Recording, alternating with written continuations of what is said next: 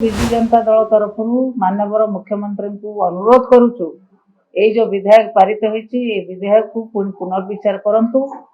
नवीन पट्टनायक सब ओडिशार जनमत को सम्मान दे जनमत जितेबाला विरुद्ध से माननीय पूर्वतन मुख्यमंत्री आम प्रिय नेता निर्देश देते जो कथा जनमत विरुद्ध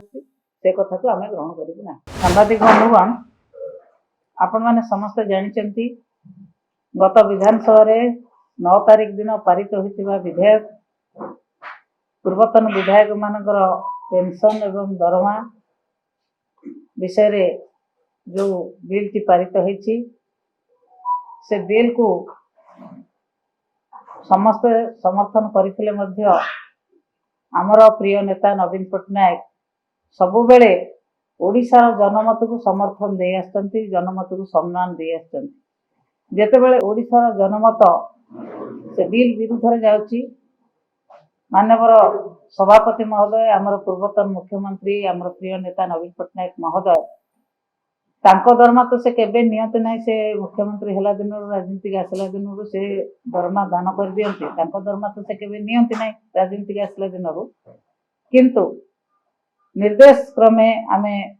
आपण मान को जणाउछु जे आमे मध्य विजु जनता दल तरफ माननीय मुख्यमंत्री को अनुरोध करुचु ये जो विधेयक पारित होती विधेयक को पुनर्विचार करंतु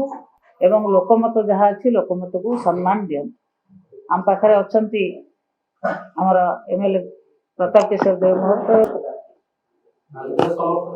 ना आलोचना मो तो कोन समय आमे तो आलोचना समर्थन करथलु जेतो लोक मानकर रिएक्शन होची जनमत को माननीय पूर्वतन मुख्यमंत्री आमर प्रिय नेता नवीन पट्टनायक